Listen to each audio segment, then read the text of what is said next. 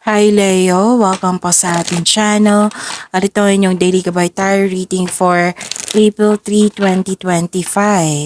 Please be reminded kung naka-resonate kayo, comment down. Kung hindi kayo naka-resonate, ibigay niyo po sa iba kasi channel reading po ito. This is for you Leo ngayong April 3, 2025.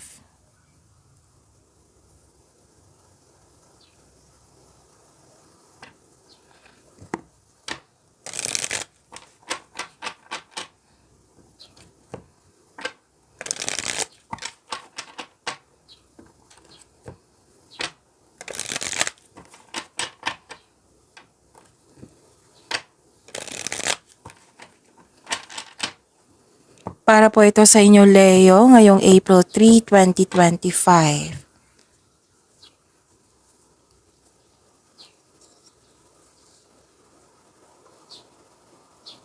Maraming salamat po sa inyong patuloy na suporta at maraming salamat din po sa mga hindi nag-skip ng ads. Gamitin ang reading na ito bilang gabay lamang. Sa mga hindi pa nag-subscribe, subscribe na po kayo at click bell notification para malaman nyo na may bago tayong video. Para sa mga gustong magpa-reading po, may lumabas dyan sa screen nyo ngayon.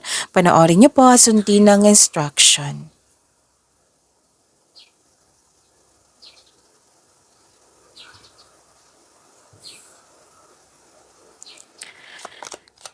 Spirits Guide, mga ganap pa para kay Leo ngayong April 3, 2025 I need 3 cards po.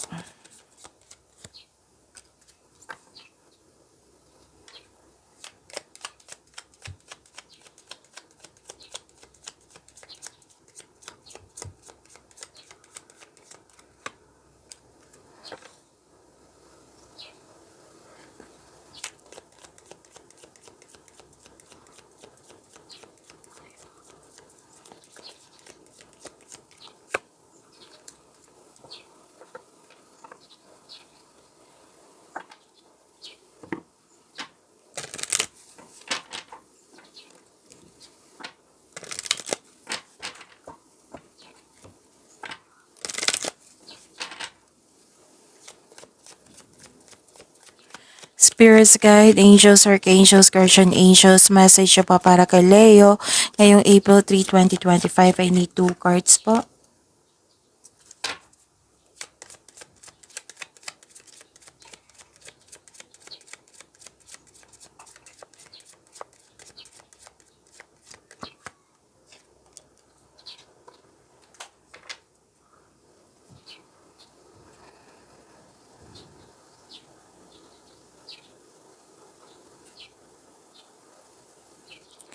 Ngayong April 3, 2025 para po kay Leo.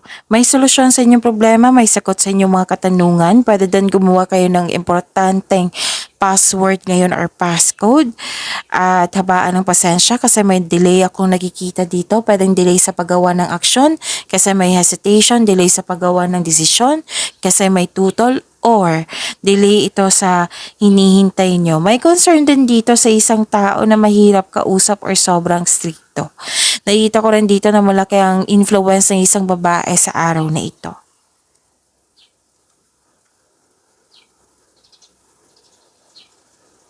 Message for you 1919, Divine Guidance. Your angels are guiding you on a path of purpose.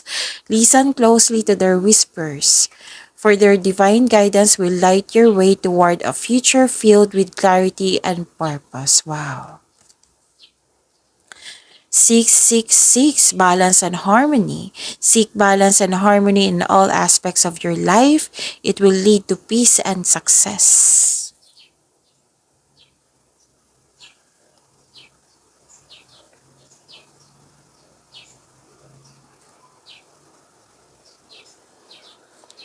Spirits Guide, ano po yung energy ni Leo ngayong April 3, 2025? I need 2 cards po.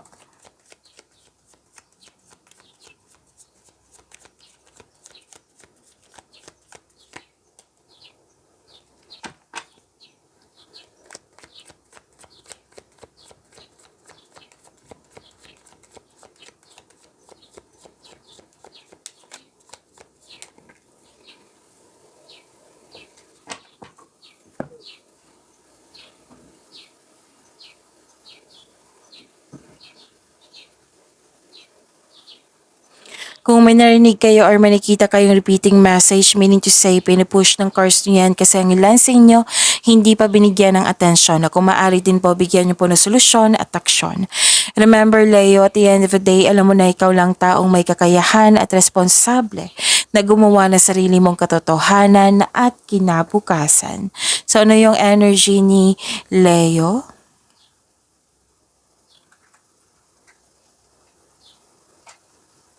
May nakita ko ditong truth, pagbalanse, clarity, cause and effect, fairness, may hustisya na parating. So this card asks you to use your logic and remain objective. Dahil ito ay nakatulong na ma-uncover mo ang katotohanan sa isang sitwasyon. May nakita rin ako ditong may positive outcomes in legal matters. Yes, mananalo po kayo. Yung legal issues mo concerning sa property, may mare-resolve na po. May nakita rin akong signing of contracts dito. This card advise you to stay true to yourself and act with integrity.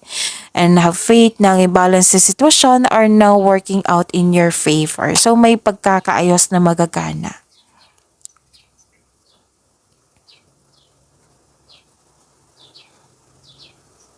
Kailangan mo ng mahabang pasensya, magkaroon ng konkretong plano. Kasi nakita ko dito na naiinip ka.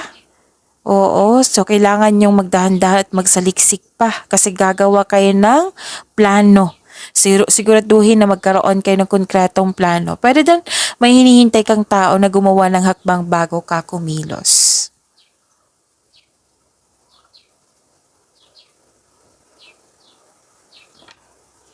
Spirits Guide, Career and Money po ni Leo ngayong April 3, 2025.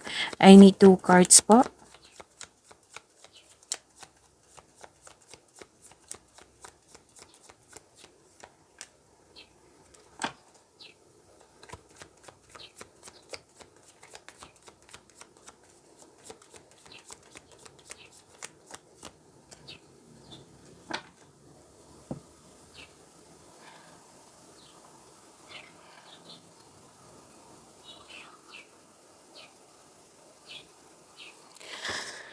May concern dito sa materialism. Pwedeng overspending ito. Okay? Pwedeng may lack of appreciation. May overspending din dito sa trabaho. Sobra sa trabaho, wala nang time mag-relax. So, sabi ng card dito, control your money, control yourself. Oo, bigyan ng oras ang inyong sarili, balansehin ang iyong oras. Time management po ang sabi po ng card dito.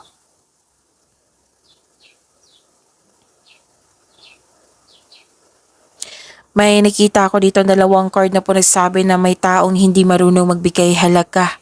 Abuso sa power, holding grudges or acting like a bully. Kaya hanggat maaga, iwasan mo itong taong ito.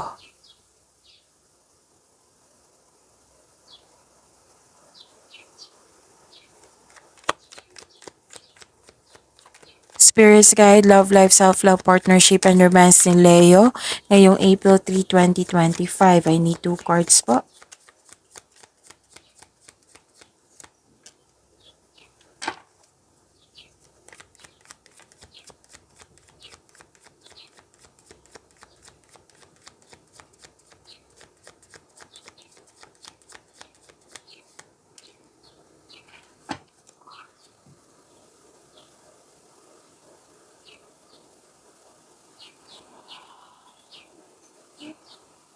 Maraming salamat po sa patuloy na tiwala, suporta sa ating channel at maraming salamat din po sa mga hindi nag-skip ng ads.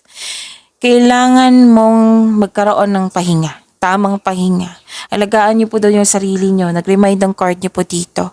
Kung hindi panganda ang pakiramdam niyo, magpahinga talaga. Kung kailangan ng doktor, then go ahead, magpa-check up kayo kung kailangan po. Kung may kakilala kayong buntis dyan, sabihan niyo siya kung hindi maganda yung aura niya, sabihan mo siya na magpa-check up sa doktor kung kinakailangan po. Oo.